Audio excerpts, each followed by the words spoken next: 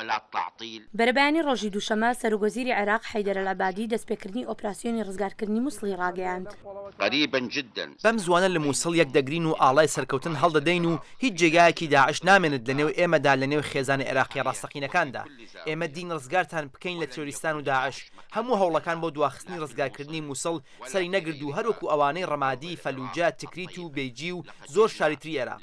لە دەمی خۆرهەڵاتندا بە سەدان پێشمەرگە بە پشتیوانی هێرشی ئاسمانی هێزی هاوپەیمانان بە ڕێبەرایەتی ئەمریکا بە ئۆتۆمبیلی لەشکری و زێرەپۆش لە ڕۆژهەڵاتەوە بەرەو مووسڵ پێشڕەویان کرد و ڕوبەڕووی بەرگری بوونەوە بە تایبەتی بە هێرشی گولە هاون. بە پێی زانیاریەکان لە میحوەری خازرەوە 7 پێشمەرگە کوژراون و 9 تریش بریندار بوون.